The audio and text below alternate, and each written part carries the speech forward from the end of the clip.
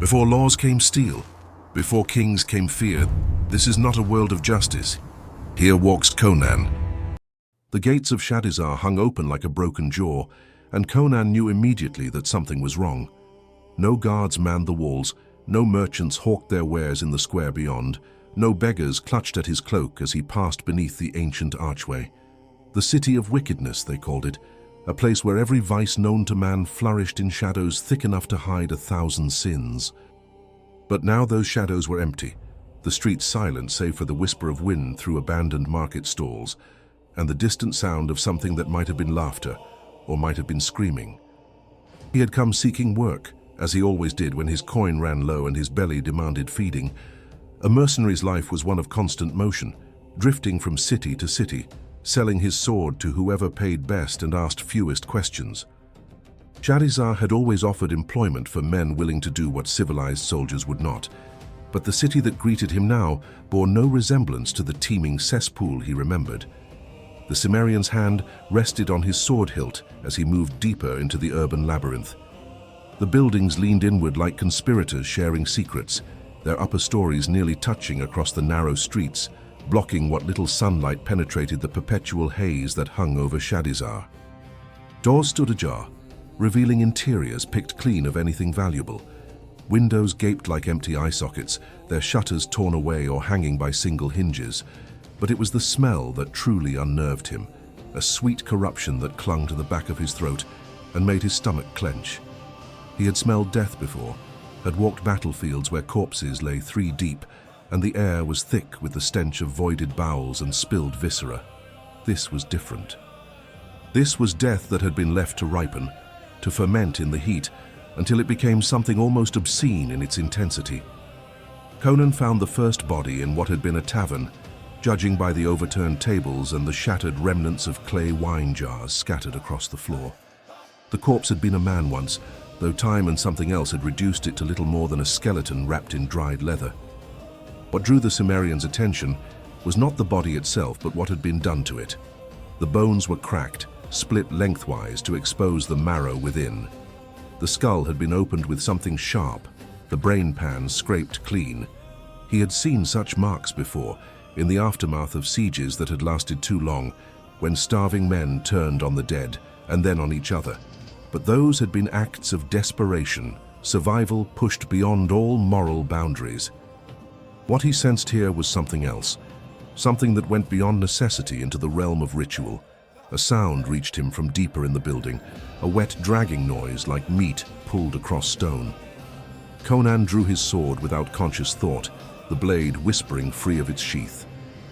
He moved toward the sound with the predatory grace that marked him as something more dangerous than the typical city thug, his feet finding the quiet places between debris, his breathing controlled and shallow. The tavern's back room had been converted into something that defied immediate comprehension. Hooks hung from the ceiling, the kind butchers used for hanging carcasses, and from those hooks dangled shapes that had once been human. They had been bled out, their throats opened with professional precision, their bodies suspended to drain completely. The floor beneath them was stained black with old blood, and in that darkness, Conan could see the tracks where something had crawled or been dragged. A figure crouched in the corner, its back to him, hunched over something it clutched with both hands. The wet sounds intensified, accompanied now by small noises of satisfaction that raised the hair on the back of Conan's neck. He took a step closer, his sword extended, and the figure's head snapped around with unnatural speed. What looked back at him had been a woman, perhaps recently, but starvation and something deeper had transformed her into a creature barely recognizable as human. Her eyes were wide and yellow, filmed with cataracts or madness or both. Her mouth was a red wound, lips pulled back from teeth that had been filed to points, and those teeth were dark with blood that looked fresh. She held a human arm, partially gnawed, the bone showing white through ragged flesh. She hissed at him, a sound no human throat should produce, and scuttled sideways with movements that suggested her joints no longer worked the way nature intended. Conan did not hesitate, did not speak, did not waste time on questions that would receive no sane answers. His sword took her in the throat, silencing the hiss and dropping her to the floor where she twitched twice and lay still. The Cimmerian cleaned his blade on her rags and continued his exploration of the dead city. What he found painted a picture of systematic collapse, of civilization devouring itself from within. More bodies hung in cellars and attics, some fresh enough to still drip, others dried to jerky. More of the changed ones lurked in shadows, alone or in small packs, their humanity stripped away to reveal something older and more terrible beneath. They came at him in ones and twos at first, testing him, learning. Conan killed them efficiently, without waste or flourish, the way a farmer might slaughter pigs. But he understood with growing certainty that he was vastly outnumbered, that for every creature he cut down, a dozen more watched from the darkness with their yellow eyes and their pointed teeth. Night fell over Shadizar like a curtain dropping, and with the darkness came movement. The changed ones emerged from their hiding places, crawling down from rooftops and up from sewers, flowing through the streets in a tide of ragged flesh and clicking teeth. They did not attack immediately, but circled him, maintaining distance, their numbers swelling until the street was choked with them. Conan retreated to a building that still had a door he could bar, a merchant's house with stone walls thick enough to turn aside casual assault. He dragged furniture against the entrance, piled it high and climbed to the second floor, where narrow windows gave him sight lines to the street below. And he waited, conserving his strength, knowing that panic was a luxury that killed as surely as any blade. They came at him when the moon reached its zenith, not in a coordinated assault, but in a frenzy of individual attacks, throwing themselves at the barricaded door and the shuttered windows with complete disregard for their own survival. Conan met them at every breach, his sword rising and falling with mechanical precision, painting the walls with blood that looked black in the moonlight. But for everyone he killed, more pressed forward, climbing over the bodies of their fellows, driven by hunger that went beyond mere appetite into the realm of compulsion. They tore at the barricades with hands that bled from the effort, bit at the wood until their teeth shattered, screamed with voices that had forgotten language and retained only the primal sounds of need. The Cimmerian fought through the night, his arms burning with exhaustion, his blade notching and dulling from contact with bone and the stone of the walls. He did not think about escape or survival or anything beyond the next stroke, the next kill, the next heartbeat. This was what he had been born for, shaped for, this crucible of violence where only the strong endured and the weak were consumed. Dawn came eventually, as it always did, bleeding red light across a city of the dead. The attacks had slackened near the end, the changed ones retreating as the sun crept over the eastern walls.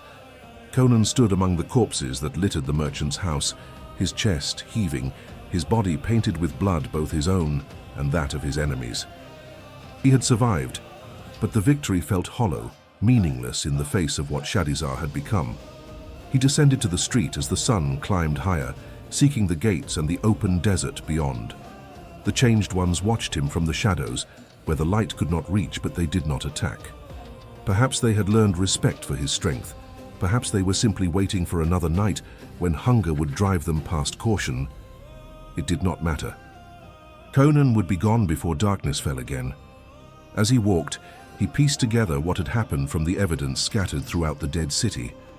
Plague, perhaps, or famine, or some combination of disasters that had pushed the population past the breaking point. The first to turn had been those already at the margins, the desperate and the starving, and they had pulled down those above them in a cascade of horror that consumed the city from bottom to top. The nobles in their compounds had likely thought themselves safe, protected by walls and guards, but walls meant nothing when the enemy was already inside, when your own servants turned on you with filed teeth and appetites that could never be sated. Civilization, that thin veneer of custom and law, had cracked and fallen away to reveal what had always lurked beneath: man the animal, man the cannibal, man in his most reduced and terrible form. This was the truth that cities concealed, that crowds and commerce and the bustle of daily life helped men forget. Gather enough humans in one place, and you created a trap, a prison where escape was impossible and survival depended on the continued functioning of systems too complex for any one person to control. Let those systems fail through war or disease or simple mismanagement, and the city became a tomb, its inhabitants either victims or monsters with no middle ground between. Conan had always known this on some instinctive level, had felt the wrongness of cities in his bones. The Cimmerian hills bred men who lived scattered across the landscape, each family sufficient unto itself, dependent on no one. When winter came and food grew scarce, the weak died, but they died clean, claimed by cold or hunger, not transformed into abominations that fed on their own kind. Cities promised safety in numbers, prosperity through cooperation, but those promises were lies built on a foundation of sand. The moment the mechanisms failed, the moment the food stopped flowing in from the countryside or the water ceased running through the aqueducts, cities revealed their true nature as death traps where thousands could die in days, and the survivors wished they had perished with the first. The Cimmerian passed through the gates and did not look back. Shadizar would stand empty now, a monument to the folly of packing humans together like grain in a storehouse. The changed ones would eventually die out, their numbers dwindling as they consumed each other in an ever-shrinking circle of hunger and madness. Or perhaps they would adapt, learn to hunt beyond the walls, spread their contagion to other settlements. It was not his concern. He had survived, and survival was the only victory that mattered. The desert stretched before him, clean and harsh and honest in its hostility. Here a man knew his enemies, could see them coming across the open ground. Here survival depended on strength and will and the ability to endure, not on the continued functioning of systems created by minds long dead. Conan breathed deep of the dry air, tasting sand and sun and the absence of corruption, and he walked into that clean emptiness without regret. He would find another city eventually, when his coin ran out and his belly grew empty. He would sell his sword and his strength to whoever paid best, as he always did. But he would never again trust in walls or gates or the false security of numbers. He had seen what cities became when the masks fell away, when civilization collapsed and the beast emerged triumphant. And he had learned once more the lesson that Cimmeria had taught him from birth. Stand alone. Trust only yourself. Depend on nothing, save the strength of your arm and the sharpness of your blade.